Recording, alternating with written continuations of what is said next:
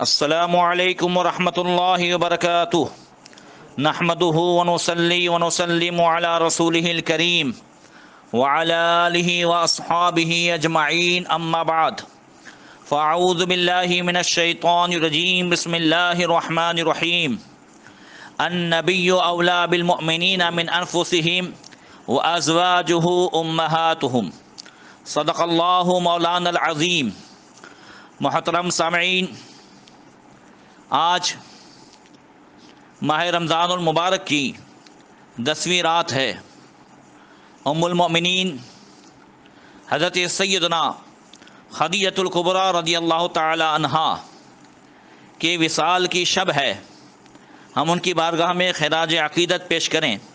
اللہ تبارک و تعالی ان کے فیضان سے ہم سب کو مالا مال فرمائے، ام المؤمنین کے درجات کو بلند فرمائے، اور اللہ تبارک و تعالی اپنے حبیب صلی اللہ تعالی علیہ وسلم کے صدقے میں جو کچھ بھی نصیحت ہو ان سب پر عمل کرنے کی توفیق عطا فرمائے۔ بارگاہ خدیجہ الکبریٰ رضی اللہ تعالی عنہا میں چند اشعار سماعت کریں۔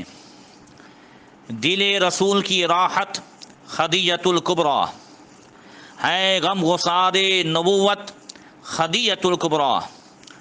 عرب کے دور جہالت میں طاہرہ تھا لقب، کمال تھی تیری شہرت خدیجہ الکبریٰ۔ کبھی بھی تو نے عبادت نہ کی کسی بت کی، بتوں سے تھی تجھے وحشت خدیجہ الکبریٰ۔ صحابیہ ہے تو پہلی رسول اکرم کی، عطا کی رب نے وہ عظمت خدیجہ الکبریٰ۔ تمہارے وصف بیاں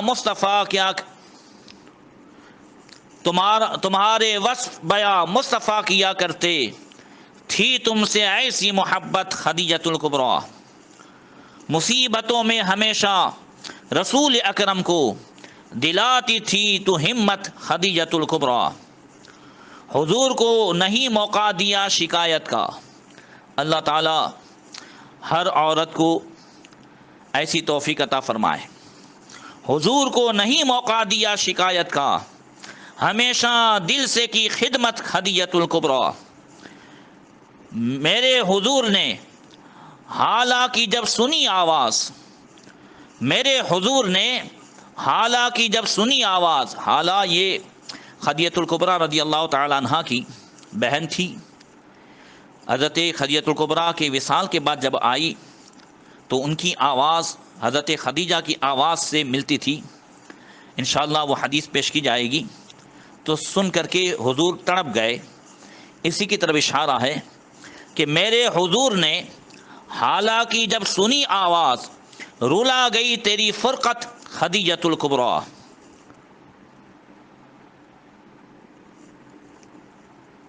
بجا یہ کہتی ہے دنیا، نہیں ہے شک اس میں، ہے فاطمہ تیری طلعت خدیجہ الکبریٰ۔ سکھایا درس سخاوت نبی کی امت کو، لٹا کے دین پہ دولت خدیجہ الکبریٰ۔ خدا حسینی کو ایسی قلم عطا کر دے، لکھا کرے تیری مدحت خدیجہ الکبریٰ۔ ہمارے حضرت مولانا سید مقصود عالم حسینی نے یہ اشعار پیش کیے، اللہ تعالیٰ ان کے قلم میں اور زور عطا فرمائے۔ حضرات، سرکار اعلی حضرت امام اہل سنت، امام عشق و محبت، امام احمد رضا محدث بریلوی رضی اللہ تعالی عنہ نے ام المؤمنین خدیجہ الکبریٰ رضی اللہ تعالی عنہ کی شان میں اشعار پیش کیے اور ان کی بارگاہ میں سلام کا نذرانہ پیش کیا۔ وہ تضمین کے ساتھ سماعت کریں کہ وہ انیس غم مونس بے کسا، وہ سکون دل مالک انس و جاں، وہ شریک حیات شہ لا مکاں، سی ماں پہلی ماں کہف امن و اما، حق گزاران رفاقت پہ لاکھوں سلام۔ اور فرماتے ہیں مادر اولی اہل ایمان کی، ہے یہ اس کی بزرگی و پاکیزگی، برگزیدہ ہے رب محمد کی بھی، عرش سے جس پہ تسلیم نازل ہوئی، اس سرائے سلامت پہ لاکھوں سلام۔ اس کا جبریل ملحوظ رکھے ادب، جنتی گہرے گھر اسے بخشے رب، کوئی تکلیف اس میں نہ شور و شغب، منزل من قصب لا نصب لا صخب، ایسے کوشک کی زینت پہ لاکھوں سلام۔ ام المؤمنین حضرت سیدتنا خدیجۃ الکبریٰ رضی اللہ تعالی عنہا، یہ تمام مومنوں کی ماں ہے۔ اللہ تعالیٰ ارشاد فرماتا ہے النبی اولیٰ بالمؤمنین من انفسہم وازواجہ امہاتہم، نبی مومنوں کی جان سے بھی زیادہ قریب ہے اور ان کی بیویاں یہ مومنوں کی مائیں ہیں۔ تمام ازواج مطہرات ہماری مائیں ہیں، مگر ان میں جو مقام اور خصوصیت ام المومنین خدیجۃ الکبریٰ رضی اللہ تعالی عنہا کو ملی ہے، پہلی خصوصیت یہ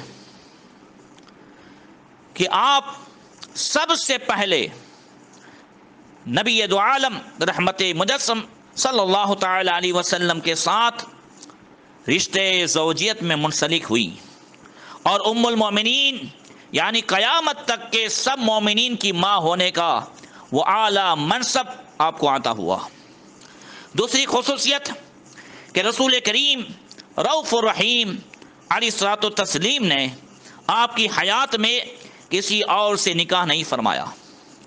تیسری خصوصیت ام المومنین خدیجۃ الکبریٰ رضی اللہ تعالی عنہا کی یہ کہ رسول پاک صلی اللہ تعالی علیہ وسلم کی دیگر ازواج پاک کی نسبت آپ کو یہ خصوصیت بھی حاصل ہے کہ آپ سے کبھی کوئی ایسی بات سرزد نہیں ہوئی جس پر سید عالم صلی اللہ علیہ وسلم نے غضب فرمایا ہو۔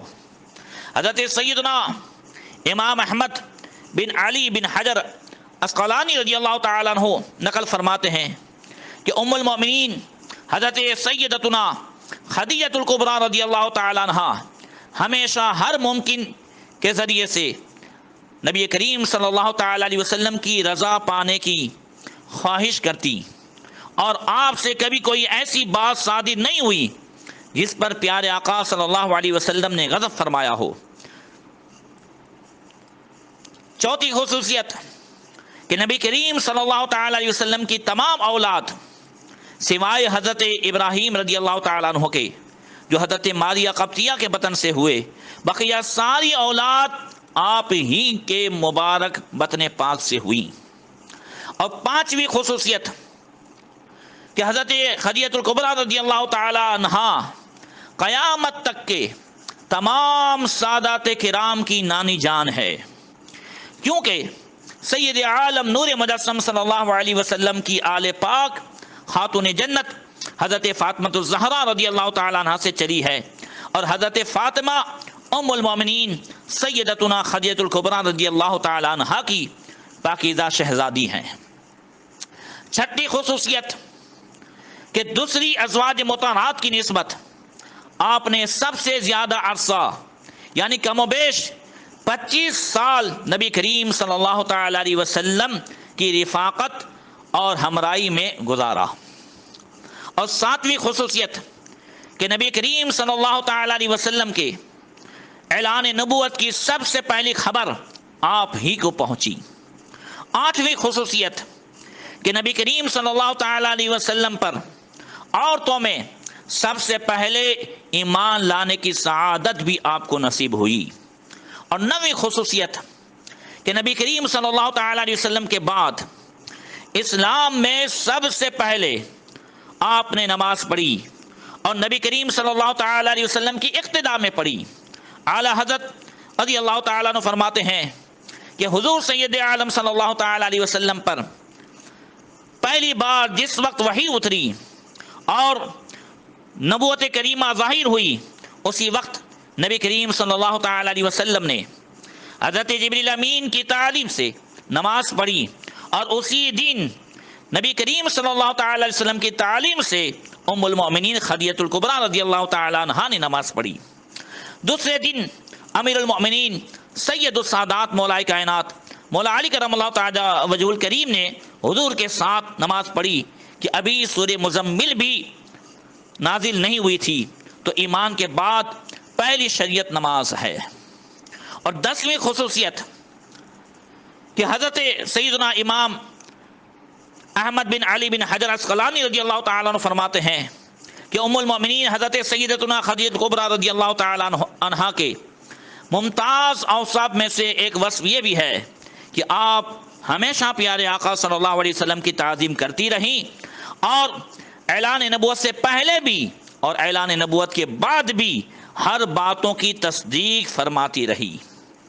ام المؤمنین خدیجہ الکبریٰ رضی اللہ تعالی عنہا کو اللہ تبارک و تعالی نے ایسی جو ہے شاندار وہ خصوصیات عطا فرمائی، اور اسی کے ساتھ ساتھ آپ کے اندر جو خوبیاں تھیں وہ حضرت سیدتنا نفیسہ بنت منیہ رضی اللہ تعالی عنہ فرماتی ہیں کہ کانت خدیجہ بنت خویلد امراتن حازمتن جلدتن شریفتن مع ما اراد اللہ بها من الکرامت والخیر وہی یومئذ اوسط قریش نسبا واعظمهم شرفا واکثرهم مالا۔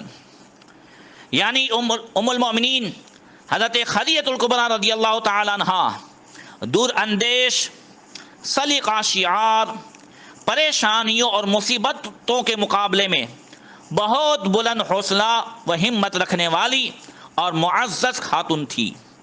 ساتھ ہی ساتھ اللہ تعالیٰ نے آپ کو عزت و شرف اور خیر و بھلائی سے بھی خوب نوازا تھا۔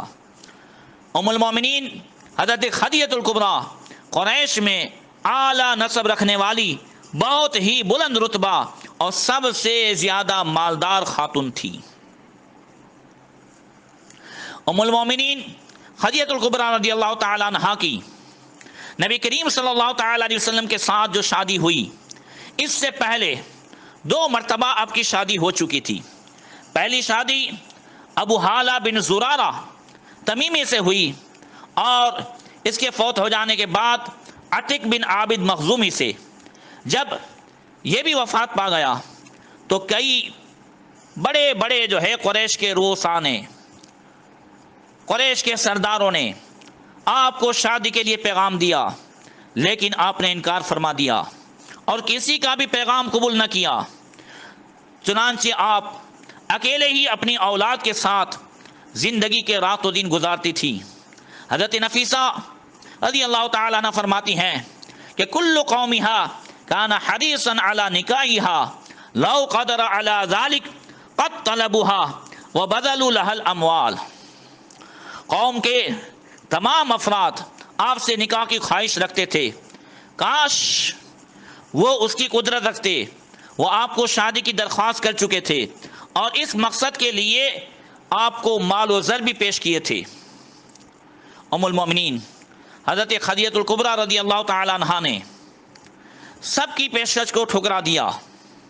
آپ بہت ہی زیادہ مالدار خاتون تھی، مگر ایک بات یاد رکھیں کہ زمانے جاہلیت میں بھی آپ تمام تر گندگیوں سے پاک تھی اور طاہرہ کے لقب سے مالا مال تھی۔ آپ دوسرے قریشیوں کی طرح تجارت بھی کیا کرتی تھی، اور عام لوگوں کی نسبت آپ کا سامان تجارت بہت زیادہ ہوتا تھا۔ روایت میں ہے کہ صرف آپ کے مال تجارت سے لدے ہوئے اونٹ عام قریشیوں کے اونٹوں کے برابر ہوتے تھے۔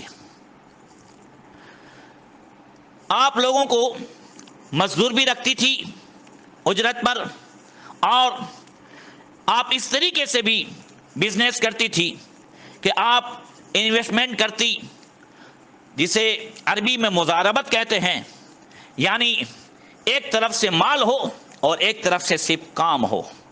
اس طرح بھی آپ جو ہے لوگوں کو اپنا پارٹنر بناتی تھی۔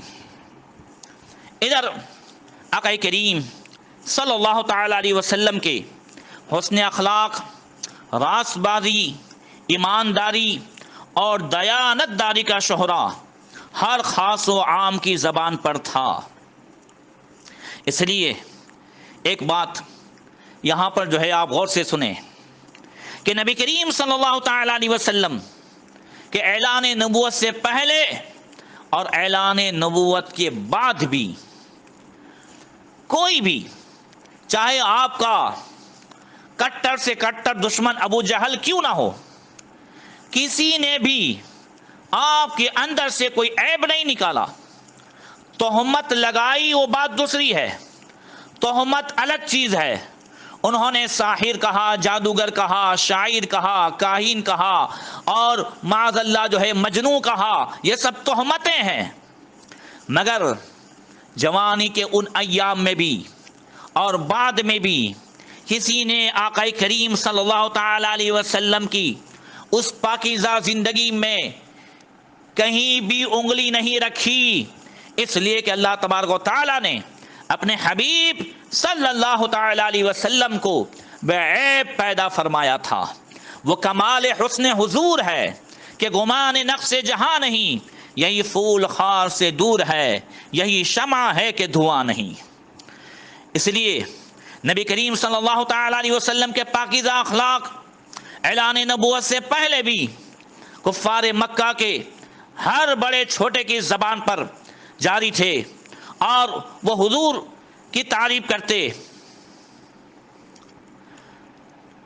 حضرت سیدتنا خدیجہ الکبریٰ رضی اللہ تعالی عنہ تک بھی آقا کریم صلی اللہ تعالی علیہ وسلم کی ان صفات عالیہ کی شہرت پہنچ چکی تھی، اور اس وجہ سے وہ نبی کریم صلی اللہ تعالی علیہ وسلم کو اپنا سامان دے کر تجارتی قافلے کے ساتھ روانہ بھی کرنا چاہتی تھی، لیکن حضرت خدیجہ کو یہ خیال آتا کہ پتہ نہیں حضور اسے قبول فرمائیں گے بھی یا نہیں، اس لیے اپنا ارادہ چھوڑ دیتی۔ اسی طریقے سے رات و دن گزرتے رہے۔ نبی کریم صلی اللہ تعالی علیہ وسلم کی عمر شریف تقریباً 25 سال کے قریب، اور اعلان نبوت سے 15 سال پہلے کی بات ہے کہ ہر سال جو مکہ شریف سے سریا تجارتی قافلہ جاتا تھا، وہ تجارتی قافلہ جانے کے لیے تیار تھا، اور سارے جو ہے مکہ والے اس قافلے کی تیاری میں مشغول تھے۔ اس سال نبی کریم صلی اللہ تعالی علیہ وسلم کے چچا ابو طالب کی مالی حالت بہت کمزور تھی۔ غربت و مفلسی کے ہاتھوں مجبور ہو کر نہ چاہتے ہوئے بھی وہ اپنے بھتیجے حضرت سیدنا احمد مجتبی محمد مصطفیٰ صلی اللہ علیہ وسلم کو قافلے کے ساتھ بھیجنے کا فیصلہ فرماتے ہیں۔ لہذا انہوں نے نبی کریم صلی اللہ علیہ وسلم کو بلایا اور فرمایا، اے بھتیجے، میں ایسا آدمی ہوں جس کے پاس مال و دولت نہیں، ہمیں سنگین حالات درپیش ہیں، اور قحط سالی کے برے سال برقرار ہیں، اور ہمارے پاس ساز و سامان نہیں ہے، نہ مال تجارت ہے۔ یہ آپ کی قوم کا قافلہ سریا کی طرف روانہ ہونے والا ہے، اور خدیجہ بنت خویلد بھی قوم کے بہت زیادہ افراد کو قافلے میں بھیج رہی ہیں جو اس کے مال سے تجارت کریں گے اور نفع پائیں گے۔ اگر آپ ان کے پاس جائیں اور ان کا مال خود لے جانے کی پیشکش کریں تو مجھے یقین ہے کہ وہ آپ کا انتخاب کرنے میں دیر نہیں کریں گی، اور یہ بھی کہ آپ کو دوسروں پر فضیلت دیں گی، کیونکہ انہیں آپ کی طہارت و پاکیزگی کی خبریں پہنچ چکی ہیں۔ ابو طالب فرماتے ہیں، اگرچہ میں آپ کا سریا جانا پسند نہیں کرتا اور آپ کی جان پر یہودیوں کی طرف سے اندیشہ کرتا ہوں، لیکن اب اس کے سوا کوئی چارہ بھی نہیں ہے۔ چونکہ نبی کریم صلی اللہ تعالی علیہ وسلم کی عمر مبارک 12 سال کی تھی، تب جناب ابو طالب حضور کو لے کر سریا گئے تھے، اور جو واقعات پیش آئے تھے وہ سیرت میں بہت ہی مشہور ہیں۔ اس وجہ سے ابو طالب فرماتے ہیں کہ میں پسند نہیں کرتا کہ میں آپ کو بھیجوں، مگر اس کے سوا کوئی چارہ نہیں۔ نبی کریم صلی اللہ تعالی علیہ وسلم نے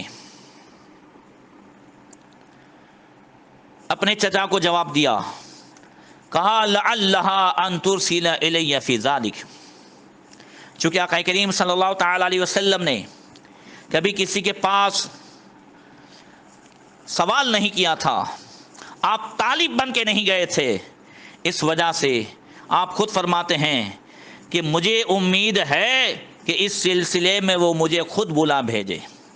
اس پر ابو طالب نے کہا مجھے اندیشہ ہے کہ وہ کسی اور کو منتخب کر لیں گی اور پھر آپ ایسی چیز کو طلب کریں گے جو منہ پھیر چکی ہوگی۔ اس پر نبی کریم صلی اللہ علیہ وسلم خاموش رہے۔ بہرکیف نبی کریم صلی اللہ تعالی علیہ وسلم کی اور آپ کے چچا کی یہ دونوں گفتگو کسی بھی صورت میں خدیجہ الکبریٰ کے کان تک پہنچ چکی، اور اس سے پہلے بھی آپ چاہتی ہی تھی کہ آقا کریم کو بلائیں، مگر ڈر تھا کہ کہیں وہ انکار نہ کر دے۔ جب یہ خبر پہنچی تو اب آپ نے جو ہے خود پہل کی۔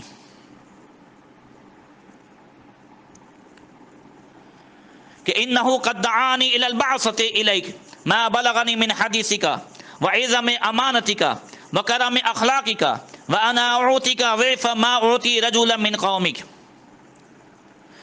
اس نے آپ کو بلایا اور پیشکش رکھی آقا کریم صلی اللہ علیہ وسلم کے سامنے، کہا کہ آپ کو بلا بھیجنے کی وجہ صرف وہ بات ہے جو مجھے آپ کی سچائی، امانت داری اور محاسن اخلاق کے بارے میں پہنچی ہے۔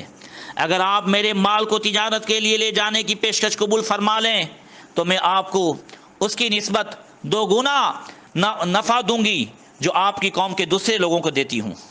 نبی کریم صلی اللہ تعالی وسلم نے اس پیشکش کو قبول فرما لیا۔ جب اپنے چچا ابو طالب سے اس کا ذکر کیا تو وہ کہنے لگے ان ھذا لرزق ساقہ اللہ الیک، بے شک یہ وہ روزی ہے جو اللہ تعالیٰ نے آپ کو عطا فرمائی ہے۔ حضرت سیدتنا خدیجہ الکبریٰ رضی اللہ تعالیٰ عنہا نے اپنے غلام میسرہ کو نبی کریم صلی اللہ تعالی وسلم کے ساتھ کر دیا تھا اور تاکید کی تھی کہ لا تخالف امرہ ولا تعصی رأیہ، کہ جو ہے ہرگز محمد صلی اللہ تعالی علیہ وسلم کے کسی حکم کی نافرمانی نہ کرنا اور ان کی کسی بھی جو ہے رائے کی مخالفت نہ کرنا۔ اور اسی کے ساتھ ساتھ اور بھی جو ہے بہت ساری نصیحتیں فرمائی۔ نبی کریم صلی اللہ تعالی علیہ وسلم اور میسرہ سفر کرتے کرتے جب سیریا پہنچے تو یہاں انہوں نے بصرہ کے بازار میں ایک درخت کے سائے تلے پڑاؤ کیا۔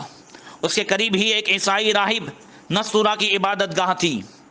اس راہب میسرہ کو پہلے سے ہی جانتے تھے، چنانچہ جب انہوں نے میسرہ کو دیکھا تو کہنے لگے یا میسرہ من ھذا الذی نزل تحت ھذہ الشجرہ، اے میسرہ یہ اس درخت کے نیچے پڑاؤ کرنے والے شخص کون ہیں؟ میسرہ نے کہا حرم والوں میں سے قریش کے ہی ایک فرد ہیں۔ راہب نے کہا اس درخت کے سائے میں نبی کے سوا کوئی نہیں ٹھہرا۔ پھر پوچھا فی عینہ حمرۃ، ان کی آنکھوں میں سرخی ہے؟ میسرہ نے کہا ہاں ہے اور وہ کبھی ختم نہیں ہوتی۔ اس پر راہب کہنے لگا ہوا آخر الانبیاء یا لیت انی ادرکہ حین یؤمر بالخروج، ہاں یہی ہے وہ آخری نبی، یہی ہے وہ آخری نبی، اے کاش میں جو ہے آپ صلی اللہ تعالی علیہ وسلم کو اس وقت پا سکوں جب آپ جو ہے اعلان نبوت فرمائیں۔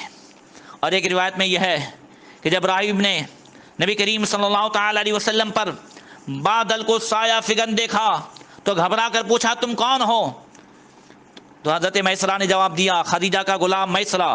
پھر وہ رسول اکرم صلی اللہ تعالی علیہ وسلم کے پاس آیا اور آپ کے سر اقدس کو بوسہ دیتے ہوئے کہا آمنت بک وانا اشہد انک الذی ذکرہ اللہ فی التوراۃ، میں آپ پر ایمان لاتا ہوں اور گواہی دیتا ہوں کہ آپ وہی ہیں جن کا ذکر اللہ تعالیٰ نے تورات شریف میں فرمایا ہے۔ پھر کہا اے محمد صلی اللہ علیہ وسلم میں نے آپ میں ایک علامت کے سوا بقیہ سب علامت دیکھ لی ہیں، آپ میرے سامنے اپنا دوش مبارک پر سے جو ہے کپڑا ہٹائیے، آپ کندھے مبارک سے کپڑا ہٹائیے تاکہ میں علامت بھی دیکھ لوں۔ نبی کریم صلی اللہ تعالی علیہ وسلم نے جب اپنے کندھے مبارک سے کپڑا ہٹایا تو وہاں مہر نبوت جگمگا رہی تھی۔ عیسائی راہب نے جب اسے دیکھا تو وہ بوسہ دینے لگا اور کہنے لگا اشہد ان لا الہ الا اللہ واشہد انک رسول اللہ النبی الامی الذی بشرک بی عیسی ابن مریم فإنه قال لا ينزل بعد تحت هذه الشجرة إلا النبي الأمي الهاشمي العربي المكي صاحب الحوض والشفاعة وصاحب لواء الحمد۔ وہ پادری کہتے ہیں کہ میں گواہی دیتا ہوں کہ اللہ کے سوا کوئی معبود نہیں، اور میں گواہی دیتا ہوں یقیناً آپ ہی اللہ کے سچے وہ رسول ہیں جو امی ہیں، نبی ہیں، اور جن کی حضرت عیسیٰ نے بشارت دی تھی۔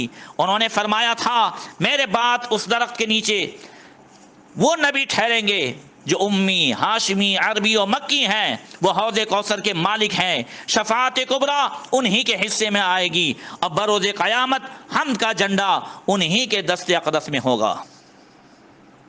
اللہ اکبر۔ عیسائی راہب کا یہ کلام اور سارا انداز یہ میسرہ نے اپنے ذہن میں محفوظ کر لیا۔ میسرہ نبی کریم صلی اللہ تعالی علیہ وسلم کے ایک ایک پاکیزہ خصلتوں کو دیکھتے تھے۔ بصرہ کے بازار میں آپ نے اپنا سامان فروخت فرمایا اور واپسی کے لیے خریداری فرمائی۔ اس دوران کسی سامان کے سلسلے میں ایک شخص کے ساتھ آپ کا اختلاف ہو گیا۔ اس نے آپ کو لات و عزیٰ کی قسم کھانے کو کہا جو مکہ سے آنے والے اکثر کھایا کرتے تھے، جس کے جواب میں نبی کریم صلی اللہ علیہ وسلم نے ارشاد فرمایا میں ہرگز ان کی قسم نہیں کھاؤں گا، میں تو جب ان کے پاس سے گزرتا ہوں تب بھی ان کی طرف توجہ نہیں کرتا۔ یہ سن کر اس شخص نے کہا آپ کی بات حق ہے، آپ سچ کہتے ہیں۔ پھر اس نے میسرہ کو تنہائی میں لے جا کر کہا یا میسرہ ھذا نبی ھذہ الامہ والذی نفسی بیدی انہ لہ تجد احبارنا منعوتا فی کتبہم۔ اے میسرہ یہ امت کے نبی ہیں، یہ اس امت کے نبی ہیں، اس ذات کی قسم جس کے قبضے قدرت میں میری جان ہے، یہی وہ ہستی ہیں جن کی صفات ہمارے علماء اپنی کتابوں میں بیان کرتے ہیں اور کتابوں میں پاتے ہیں۔ میسرہ نے یہ بات بھی ذہن میں محفوظ کر لی۔ اب اللہ تعالیٰ نے اپنے پیارے محبوب صلی اللہ علیہ وسلم کے صدقے اس تجارت میں اس قدر برکت اور نفع عطا فرمایا کہ پہلے کبھی بھی اتنا نفع نہیں ہوا تھا۔ حضرت سیدتنا خدیجہ الکبریٰ کے غلام میسرہ نے کہا اے محمد صلی اللہ تعالی علیہ وسلم میں نے اتنا زیادہ نفع کبھی نہیں دیکھا جو آپ کی بدولت ہوا ہے۔ اور ایک بات اور بھی بتا دوں کہ نبی کریم صلی اللہ تعالی علیہ وسلم کی اس تجارت والے قافلے میں میسرہ نے ایک بات یہ بھی دیکھی تھی کہ دوسرے لوگ اپنا سامان بیچنے کے لیے جھوٹ بولتے تھے، جھوٹی قسمیں کھاتے تھے، مگر اتنا انہیں فائدہ نہیں ہوا۔ نبی کریم صلی اللہ تعالی علیہ وسلم نے نہ کبھی جھوٹ بولا، سامانی تجارت بیچنے کے لیے نہ جھوٹی قسم کھائی، مگر اوروں سے 2 گنا نفع ہوا۔ اس لیے آقا کریم صلی اللہ علیہ وسلم نے ارشاد فرمایا ایک حدیث میں، آقا نے فرمایا کہ جو لوگ جھوٹ بول کر کے یا جھوٹی قسم کھا کر کے اپنا مال بیچیں گے وہ مال بک تو جائے گا مگر اس میں برکت نہیں ہوگی۔ یہ ساری خوبیاں دیکھ کر میسرہ کے دل میں نبی کریم صلی اللہ تعالی علیہ وسلم کی محبت بیٹھ گئی۔ جب یہ قافلہ مکہ شریف واپس آیا اور واپسی پر جب قافلہ مر الزہران کے مقام پر پہنچا تو میسرہ نے نبی کریم صلی اللہ علیہ وسلم سے عرض کیا ایسا ممکن ہے کہ آپ حضرت خدیجہ کے پاس مجھ سے پہلے پہنچ جائیں اور انہیں تجارت میں ہونے والے نفع کی خوشخبری سنائیں۔ نبی کریم صلی اللہ علیہ وسلم نے میسرہ کی یہ درخواست قبول فرمائی اور سرخ رنگ کے ایک جوان اونٹ پر سوار ہو کر آگے بڑھ گئے۔ تقریباً دوپہر کے وقت جب آقا کریم صلی اللہ تعالی علیہ وسلم مکہ شریف میں داخل ہوئے اس وقت حضرت خدیجہ الکبریٰ اپنے مکان کے بالا خانے میں تھیں اور ان کے ساتھ چند عورتیں تھیں جن میں حضرت نفیسہ بنت منیہ بھی تھی۔ حضرت خدیجہ نے آپ کو مکہ میں داخل ہوتے وقت دیکھا، آپ اپنے اونٹ پر سوار تھے اور 2 فرشتے آپ پر سایہ کیے ہوئے تھے. آپ کے یعنی حضرت خدیجہ کے ساتھ جو عورتیں تھیں انہوں نے بھی دیکھا اور تعجب کیا. جب نبی کریم صلی اللہ تعالی علیہ وسلم حضرت خدیجہ کے پاس پہنچے اور انہیں تجارت میں ہونے والے نفع کے بارے میں بتایا, تب حضرت خدیجہ بہت خوش ہوئی اور آپ نے فرشتوں کو جو نبی کریم صلی اللہ تعالی علیہ وسلم پر سایہ فگن دیکھا تھا تو سوچتی تھی کہ اس کی تصدیق کرنی چاہیے اور دوبارہ جو ہے جانچ کرنی چاہیے. چنانچہ حضرت خدیجہ نے اس کی تدبیر یہ کی کہ نبی کریم صلی اللہ علیہ وسلم کی بارگاہ میں عرض کی کہ میسرہ کہاں ہے؟ آقا نے ارشاد فرمایا میں اسے کھلے جنگل میں پیچھے چھوڑ آیا ہوں. تو حضرت خدیجہ نے درخواست کی کہ جلدی سے اس کی طرف جائیے تاکہ وہ آنے میں جلدی کرے. آقا کریم نے حضرت خدیجہ کی درخواست قبول فرمائی اور سواری پر سوار ہو کر تشریف لے گئے. حضرت خدیجہ پھر بالا خانے پر چڑھی اور دیکھنے لگی. اب دوبارہ جب حضور جا رہے ہیں تب بھی جو ہے 2 فرشتے آپ پر سایہ فگن ہیں. انہوں نے یقین کر لیا کہ ضرور جو ہے یہ کوئی عظیم ہستی ہے اور شخصیت ہے. اس کے بعد میسرہ نے آ کر نبی کریم صلی اللہ تعالی علیہ وسلم کے پورے سفر کے مشاہدات بتائے. عیسائی راہب نستورہ نے جو باتیں کی تھیں اور جو انہوں نے قربانیاں پیش کی, اور اسی کے ساتھ ساتھ ایک شخص سے جو اختلاف ہو گیا اور اس نے لات و عزیٰ کی قسم کھانے کے تعلق سے کہا, پھر حضور نے جو جواب دیا, پھر اس نے جو میسرہ سے کہا, یہ ساری باتیں اور یہ بھی باتیں کی کہ ہم جس دسترخوان پہ بیٹھتے تھے اس میں بھی برکت ہو جاتی تھی, جس درخت کے نیچے آپ بیٹھتے تھے اس درخت کے جو ہے وہ درخت آپ پر جو ہے سایہ فگن ہو جاتا تھا. اللہ اکبر. حضرت خدیجہ نے یہ ساری باتیں سنی. ان کے چچا زاد بھائی تھے جنہوں نے عیسائیت اختیار کر لی تھی اور بہت ساری آسمانی کتاب ان کے مطالعے میں تھی. حضرت خدیجہ نے اپنے جو ہے چچا زاد بھائی ورقہ بن نوفل کے پاس جا کر نبی کریم صلی اللہ تعالی وسلم کے حوالے سے اور فرشتوں کا سایہ کرنا, نستورہ راہب کا کہنا, یہ ساری باتیں پیش کی. تو وہ کہنے لگے لَإِن كَانَ هَذَا حَقًّا يَا خَدِيجَةَ إِنَّ مُحَمَّدًا لَنَبِيُّ هَذِهِ الْأُمَّةِ قَدْ عَرَفْتُ أَنَّهُ كَائِنٌ لِهَذِهِ الْأُمَّةِ نَبِيٌّ يُنْتَظَرُ هَذَا زَمَانُهُ. یعنی اے خدیجہ اگر یہ سچ ہے تو بے شک محمد صلی اللہ تعالی علیہ وسلم اس امت کے نبی ہیں. میں پہچان گیا ہوں کہ آپ اس امت کے وہی نبی ہیں جن کا انتظار کیا جا رہا تھا اور یہی جو ہے ان کے ظاہر ہونے کا زمانہ ہے. اب حضرت خدیجہ کے دل میں آقا کریم صلی اللہ تعالی علیہ وسلم کے ساتھ نکاح کرنے کی جو امنگ پیدا ہوئی اس میں آپ کی اخلاقی خوبیوں کے ساتھ ساتھ جو پیغمبرانہ اوصاف جو انہوں نے سنے اس سے دل میں اور شوق بڑھا. اور اسی کے ساتھ ساتھ حضرت خدیجہ اور بھی بہت ساری باتوں سے واقف ہو گئی تھی. انہوں نے اس کی پیشکش اپنی سہیلی نفیسہ بنت منیہ کے سامنے رکھی اور حضرت نفیسہ کو نبی کریم صلی اللہ تعالی علیہ وسلم کے پاس بھیجا کہ جا کر کے معلوم کرو کہ ان کو شادی سے کس چیز نے روکا ہوا ہے. نفیسہ حضور کی بارگاہ میں آئی اور عرض کرتی ہیں آپ جوان بھی ہیں, خوبرو بھی ہیں, بہت ساری خوبیوں کے مالک بھی ہیں, تو آپ کو شادی سے کس بات نے روکا ہوا ہے؟ حضور نے فرمایا میرے پاس کوئی مال نہیں جس کے ذریعے میں شادی کر سکوں. نفیسہ کہتی ہیں اگر مال کی طرف سے آپ کو بے پرواہ کر دیا جائے اور پھر حسن و جمال, مالدار اور معزز عورت سے نکاح کی دعوت دی جائے جو حسب و نسب کے اعتبار سے بھی آپ کی کفو ہو, تو کیا آپ اسے قبول نہیں فرمائیں گے؟ نبی کریم صلی اللہ تعالی علیہ وسلم نے استفسار فرمایا. آپ نے پوچھا وہ کون ہیں؟ حضرت نفیسہ کہتی ہیں خدیجہ بنت خویلد. اس پر حضور نے فرمایا میرے لیے یہ کیوں کر ممکن ہے, نفیسہ کہتی ہیں کہ اس کی ذمہ داری مجھ پر ہے۔ آقا کریم صلی اللہ علیہ وسلم نے فرمایا اگر بات ایسی ہے تو میں تیار ہوں۔ نبی کریم صلی اللہ علیہ وسلم کی رضا معلوم کرنے کے بعد نفیسہ حضرت خدیجہ کے پاس آئیں اور کہنے لگی مبارک ہو محمد رسول اللہ، محمد مصطفیٰ صلی اللہ علیہ وسلم نے آپ کی جو ہے درخواست قبول فرما لی ہے۔ حضرت خدیجہ بہت خوش ہوئیں اور اظہار مسرت بھی کیا۔ پھر کسی کو اپنے چچا عمرو بن اسد کے پاس بھیجا کہ وہ بھی جو ہے نکاح کے وقت موجود ہوں۔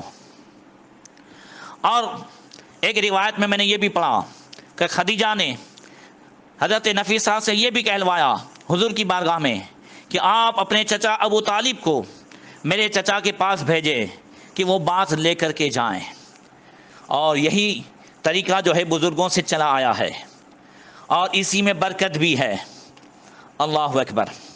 ادھر نبی کریم صلی اللہ تعالی علیہ وسلم کے چچا ابو طالب اور حضرت حمزہ اور دیگر چچاؤں کے ساتھ حضرت ابوبکر صدیق اور قبیل مضر کے دوسرے جو ہے بڑے بڑے رؤسا حضرت خدیجہ کے مکان پر تشریف لائیں اور نکاح کی وہ پرسعید تقریب جو ہے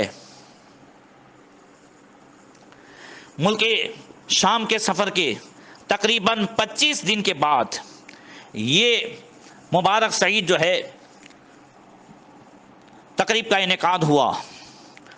اور یہ تقریب کسی بند کمرے میں چھپے سے نہیں ہوئی بلکہ مکہ کے بڑے بڑے رؤساؤں کو بلایا گیا۔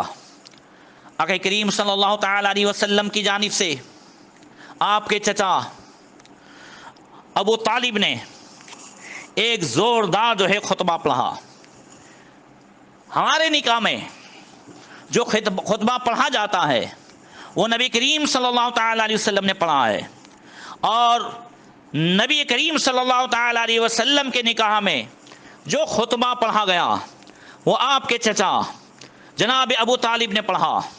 اس خطبے میں آپ کی حسب و نسب اور فضائل کے ساتھ ساتھ اعلان نبوت سے 15 سال پہلے آپ کے چچا ابو طالب نے حضور کی بے مثلیت کا بھی تذکرہ فرمایا ہے۔ خطبہ سماعت کریں۔ جناب ابو طالب حضور کے نکاح کے خطبے میں فرماتے ہیں الحمدللہ الذی جعلنا من ذریۃ ابراہیم وزرع اسماعیل وذئذ معاد وعنصر مضر۔ تمام خوبیاں اس اللہ تعالیٰ کے لیے جس نے ہمیں ابراہیم کی اولاد اور اسماعیل کی جو ہے کھیتی اور معاد کے جو ہے اصل اور مضر کی نسل میں پیدا کیا۔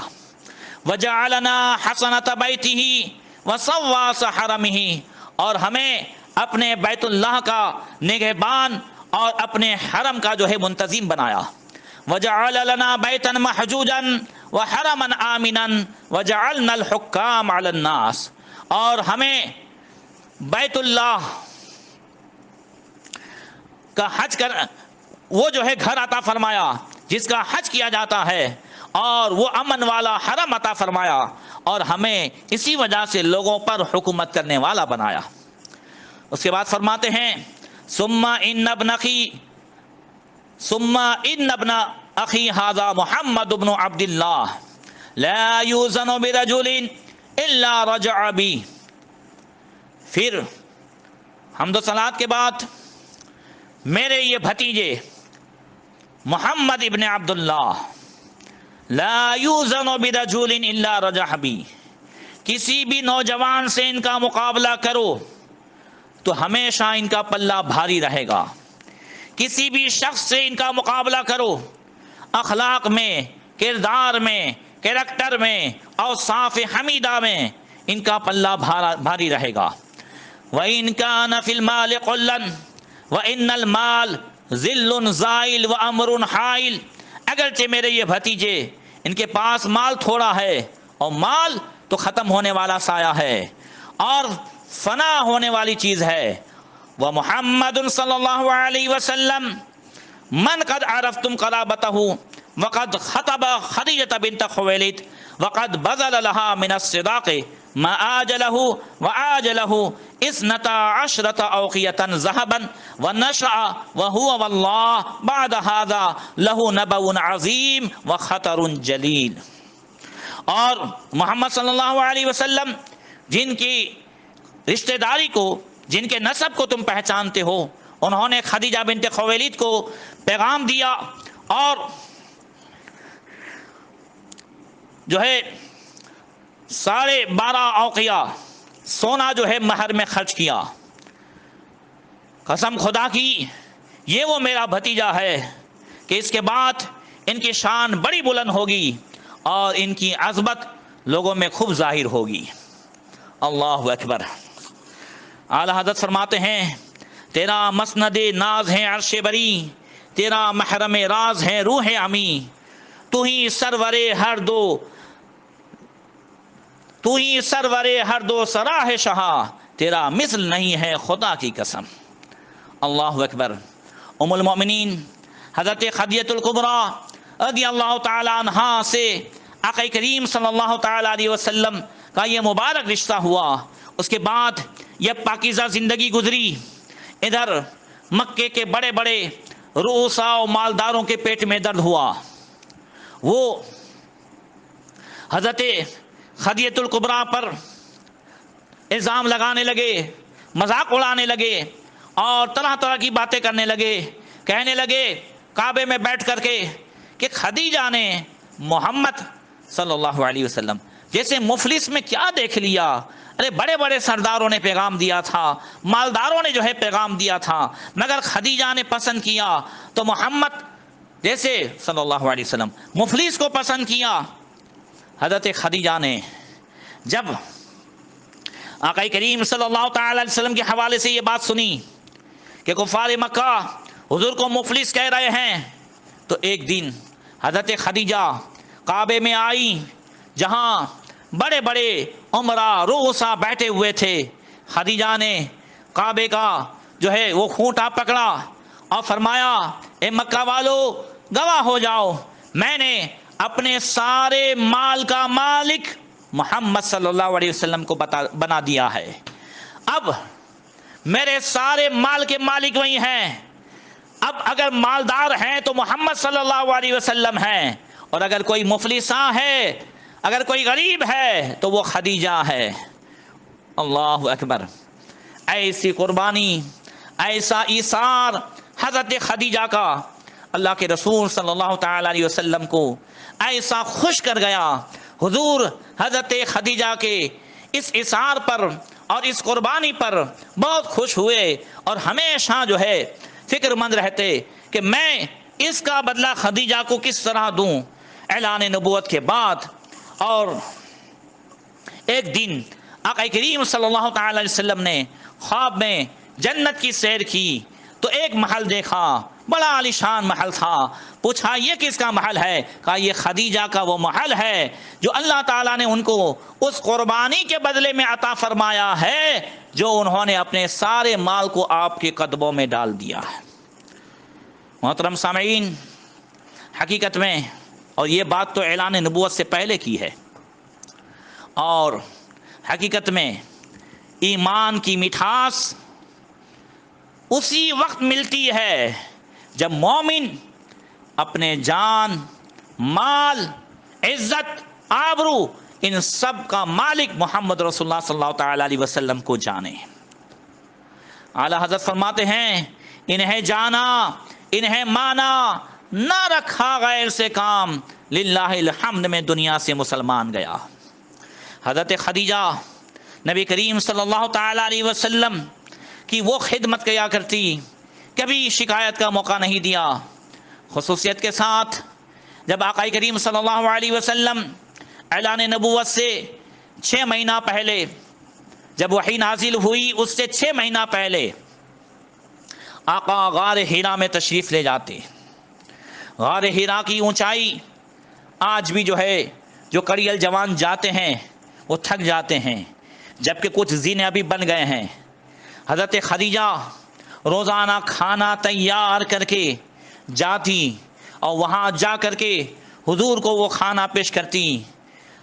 آپ اندازہ لگائیں مکے کی وہ تپتی ہوئی ریت اور وہ پہاڑ اور وہ گرمی، اس شدت کی گرمی میں حضرت خدیجہ اسی طریقے سے آقا کریم صلی اللہ علیہ وسلم کی خدمت کیا کرتی تھی۔ اعلان نبوت کے بعد جب وحی کا نزول ہوا اور ایک دن اسی طریقے سے حضرت خدیجہ راستے میں تھیں، اور حضرت ابو ہریرہ کہتے ہیں، جو بخاری شریف کی روایت ہے، کہ اتا جبریل النبی صلی اللہ علیہ وسلم فقال یا رسول اللہ هذه خدیجہ قد اتت معها اناء فيه ادام او طعام او شراب فاذا هي اتتك فقرأ عليها السلام ربها ومني وبشرها ببيت في الجنة من قصب لا سخف فيه ولا نصب۔ حضرت جبریل امین حضور کی بارگاہ میں آئے اور عرض کی، یا رسول اللہ یہ خدیجہ ہیں جو ایک برتن لے کر آ رہی ہیں جس میں سالن اور کھانے پینے کی چیزیں ہیں، جب یہ آپ کے پاس آئیں تو انہیں ان کے پروردگار کا بھی سلام کہیں، اور یا رسول اللہ میرا بھی سلام کہیں، اور ان کی اس خدمت کے بدلے میں انہیں جنت میں موتیوں کے محل کی بشارت دے دیجئے، ایسا محل جس میں نہ کوئی شور ہوگا، نہ کوئی تکلیف ہوگی، نہ کوئی تھکن ہوگی۔ اللہ اکبر۔ اعلیٰ حضرت نے اسی کو وہ پیش کیا ہے کہ منزل من قصب لا نصب ولا سخب، ایسے کوشک کی زینت پہ لاکھوں سلام۔ حضرت ام المومنین خدیجہ الکبریٰ رضی اللہ تعالی عنہا سے آقا کریم صلی اللہ تعالی علیہ وسلم کو ایسی محبت تھی، اور یاد رکھیے کہ سب سے پہلے ام المومنین خدیجہ الکبریٰ ہی وہ جو ہے ذات ہیں کہ اللہ کے رسول صلی اللہ علیہ وسلم نے جب پہلی وحی نازل ہوئی، اعلان نبوت کا حکم ہوا، تو حضور نے سب سے پہلے حضرت خدیجہ ہی کو خبر دی۔ پہلے حضرت خدیجہ کے گھر جا کر کہا، زملونی زملونی، مجھے چادر اڑاؤ چادر اڑاؤ، خشیت علی نفسی، کہ مجھے ڈر لگ رہا ہے۔ اب دیکھیے اعلان نبوت کا حکم ہے، قرآن کا نزول ہے، اور اللہ کے رسول صلی اللہ تعالی علیہ وسلم فرماتے ہیں خشیت علی نفسی، مجھے ڈر لگ رہا ہے۔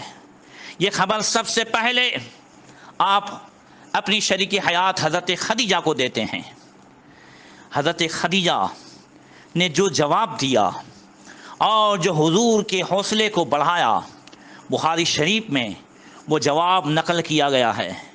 ذرا قربان جائیے، اور قیامت تک آنے والی ساری جو ہے بیویوں اور عورتوں کے لیے اس میں سبق ہے۔ اور حضرت خدیجہ کے اندر ایک نیک عورت کی جتنی بھی خصلتیں اور خوبیاں ہیں، وہ ساری خوبیاں آپ میں موجود ہیں۔ دیکھیے جب آقا کریم نے ارشاد فرمایا کہ مجھے چادر اڑاؤ اور مجھے جو ہے ڈر لگ رہا ہے، ڈر کس بات کا تھا؟ ڈر جو ہے جان کا نہیں، ڈر اس بات کا تھا کہ ان ہزاروں معبودان باطل کی عبادت و پرستش کرنے والوں کے بیچ میں ایک خدا وحدہ لا شریک کے عبادت کا اعلان کرنا ہے، تو یہ قوم ساتھ دے گی یا نہیں دے گی، کیا ہوگا؟ تو حضرت خدیجہ نے حضور کی خوبیوں کو گنایا اور فرمایا، اور عرض کرتی ہیں کلا واللہ لا یخزیک اللہ ابدا انک لتصل الرحم وتقری الضیف وتکسب المعدوم وتعین علی نوائب الحق۔ حضرت خدیجہ کہتی ہیں ہرگز نہیں، قسم خدا کی اللہ تعالیٰ آپ کو کبھی بھی رسوا نہیں فرمائے گا۔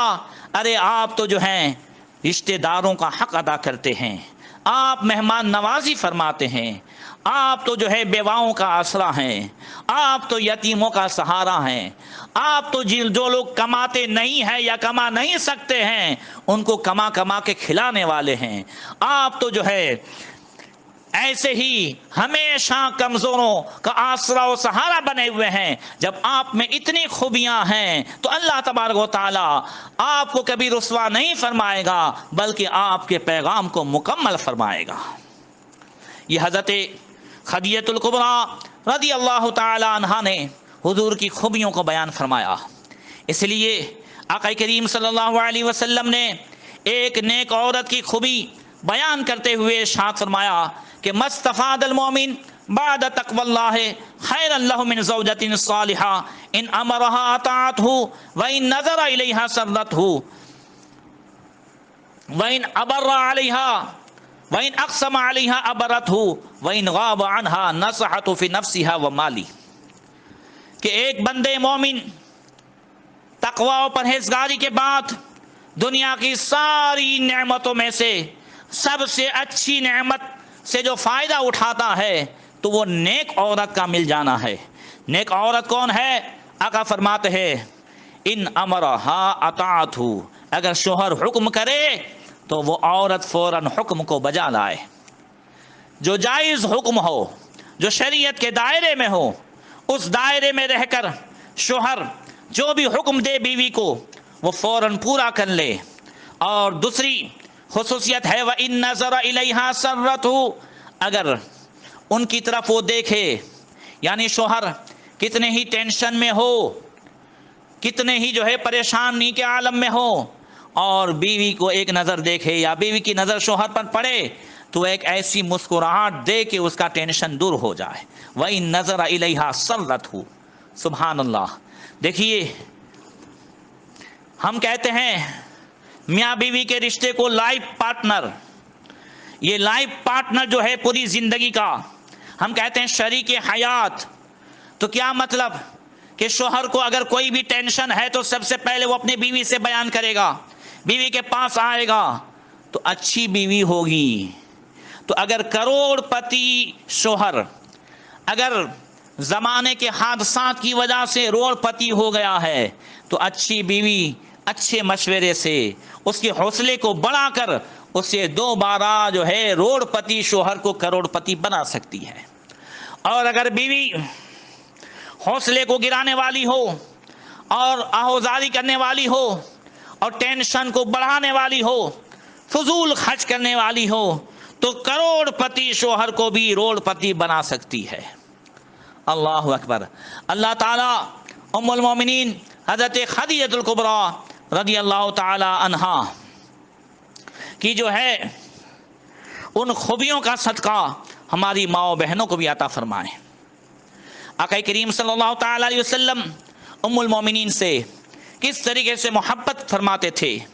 حضرت عائشہ کہتی ہیں قالت استأذنت حالۃ بنت خویلد اخت خدیجہ علی رسول اللہ، کہ حضرت خدیجہ کی بہن حالہ بنت خویلد نبی کریم صلی اللہ علیہ وسلم کے گھر آئی اور اندر آنے کی اجازت طلب کی۔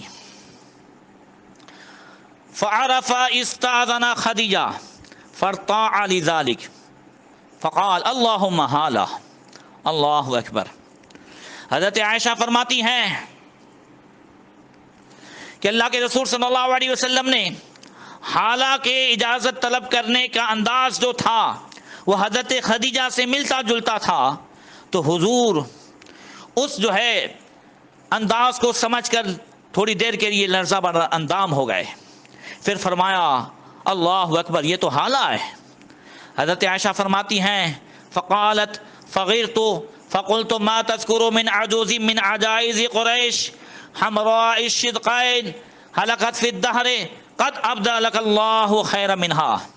ام المومنین کہتی ہیں کہ مجھے رشک آیا اور میں نے کہا کہ آپ جو ہیں قریش کی ان بڑیوں میں سے اس بڑی کا اکثر تذکرہ فرمایا کرتے ہیں۔